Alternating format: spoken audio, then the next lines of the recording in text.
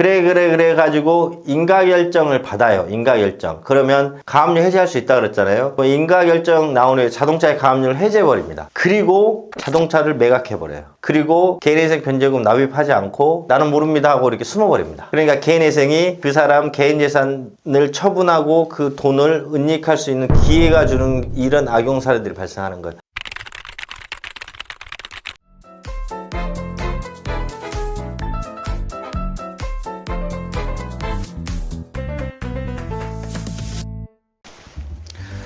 예, 여러분들 이번 시간 개인회생 신청 후 내 재산 매각 가능할까라는 주제를 말씀드릴게요. 개인회생 이제 상담을 하시면서 여타 여러 가지 이유로 지금 아파트 매각을 지금 해도 되는지, 아파트가 갖고 계신 분들, 자동차는 어떤지, 뭐 이런 여러 가지 내 개인 재산 처분 매각에 대해서 자주 질문합니다. 이렇게 질문을 하시니까 여기에 대해서 제가 설명을 좀 드릴게요. 여러분들 첫 번째, 원칙적으로는 매각 가능합니다. 원칙적으로는 가능하세요. 신청 전이든 신청 후든 인가결정 전이든 원칙적으로는 매각은 가능합니다. 일단 왜 그러냐면 개인회생 원리라는 게 신청 채무자가 현재 생활 상태를 유지하면서 소득활동을 통해서 일부 변제금을 납입하고 채무를 탕감받는 제도예요. 그러니까 원칙적으로 그 재산을 지켜주는 제도란 말이에요. 그래서 변제계약 작성 자체를 이렇게 합니다. 이 신청 채무자 개인 재산이 5천만 원이면 3년 동안 납입하는 변제금의 액수는 5천보다 더 많이 변제계약을 작성해요. 이거는 법의 청산가치 보장의 원칙을 해서 반드시 지켜야 되거든요. 그게 왜 그러냐면 제가 채권자예요. 제가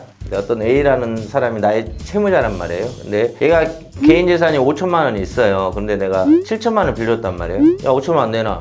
정말 힘든데요. 5천만 내놔라니까. 그래서 이 친구가 내가 하도 달달바꾸니까 개인회생을 신청했어요. 근데 이 친구 변제금을 3년 동안 합쳐봤더니 2천만 원밖에 안 된 거야. 그럼 제 입장에서 봐보세요. 개인회생이란 법이 아니었다면 이 친구 개인재산 5천만 원 있었죠. 내가 압류해서 가져오면 제가 5천만 원을 가져올 수 있잖아요. 근데 개인회생을 통해서 2천만 원만 변제하게 되면 개인회생법은 존재 이유 가치가 없습니다. 개인회생 원래 뭐라 그랬죠? 채무자의 현재 생활을 유지하면서 소득을 통해서 일부 변제를 해야 된단 말이에요. 그러면 이 A라는 채무자는 무조건 5천만 원보다는 더 많이 갚아야 돼요. 그래야 납득이 제가 어느 정도 되는 거죠. 왜? 그 재산 지금 압류해서 내가 가져오면 5천만 원 가져올 수 있는데 법에서 막은단 말이에요. 못 가져오게. 그러면 얘가 가진 재산보다는 내가 더 많이 받아야 내가 어느 정도 납득은 될 거 아닙니까? 그래서 그게 청산가치 보장의 원칙, 본인 재산보다는 더 많이 변제를 해야 됩니다. 그런데 그래서 원칙적으로 매각이 가능하거든요. 신청 전이든 개시결정이든 인가결정 후에도 가능해요. 그런데 예외가 있어요.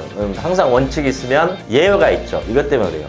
예외는 그 신청 채무자의 개인 재산에 압류나 가압류가 걸린 상태에서 그 개인회생 절차 인가결정이 조건부 인가가 나오게 되면은 매각을 못합니다. 이제 여기 대해서 설명하려고 하거든요. 보통 개인회생 신청 채무자는 이제 과도한 채무 때문에 채권자들이 이미 부동산에 가압류 했을 수도 있고요. 뭐 여러 가지 내 재산에 압류, 가압류 했을 수도 있어요. 근데 개시결정이 난가 동시에 혹은 중지명령을 신청해서 그 압류, 경매 절차 등을 중지시키거든요. 그 다음에 원칙적으로 법은 인가결정이 나면 이 압류, 가압류를 몽땅 다 해제할 수가 있어요. 압류, 가압류를 몽땅 다 해제할 수 있습니다. 그러니까 인가결정 이후에는 압류, 가압류가 해제된 상태에서 내 개인 재산을 보유하게 되죠. 그런데 이게 악용이 되기 때문에 조건부 인가를 걸어버립니다. 그게 뭐냐면 간단한 예를 보세요. A라는 채무자가 자동차가 있었단 말이에요. 자동차. 근저당 이런 것도 전혀 없이 순수 5천만 원짜리 자동차, 5천만 원 비싼가요? 5천만 원짜리 뭐야 급이? 어떤 급인가? 뭐 K8 그랜저 정도 되나? 그냥 여러분들 가정이에요, 가정.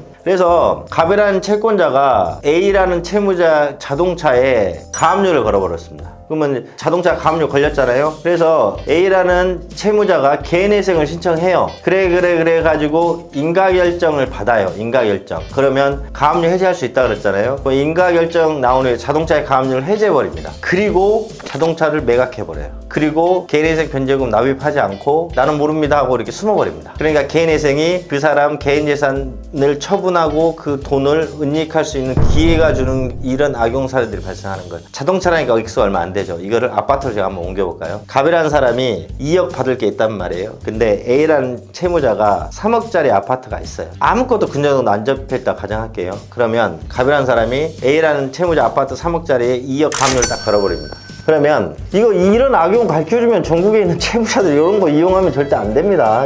여튼 그래서 갑이라는 채권자가 A 아파트에 2억짜리 가압류를 딱 잡아버려요. 그래서 개인회생을 신청한단 말이에요. 그래서 개인회생을 신청하고 개시결정이 하고 인가결정이 딱 나요. 그 후에 A라는 채무자가 인가결정 나면 가압류 해제할 수 있다 그랬잖아요. 인가결정은 동시에 아파트 가압류 해제시켜버려요. 그리고 아파트를 매각하고 변제금을 내지 않고 잠적해버립니다. 그러면 A라는 채권자는 개인회생 절차를 이용해가지고 가압류를 해제시킨 다음에 아파트 3억짜리를 매각해서 3억을 챙긴 다음에 숨어버립니다. 그러면 A 채권자는 어떻게 되죠? 벙 뜨죠. 이런 사건들이 종종 일어나니 이런 법원에서 인가결정을 이렇게 얘기합니다. 지금 전에 있는 사례로 똑같이 말씀드릴게요. 갑이라는 채권자 2억 있었어요. A라는 게 3억짜리 아파트가 있는데 가압류 걸었단 말이에요. 그런데 재판부가 보기에 딱 이런 판단이 드는 거예요.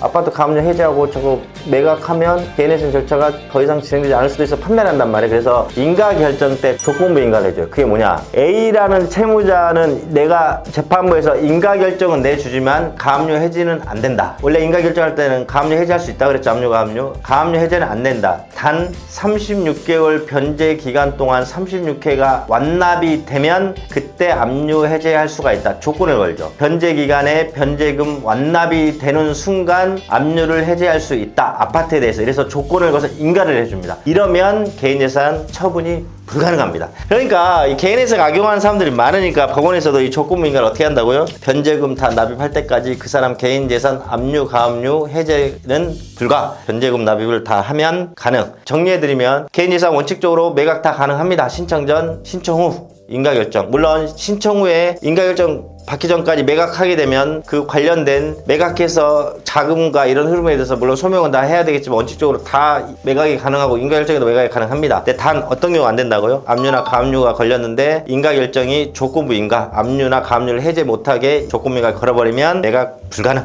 이렇게 알고 계시면 됩니다.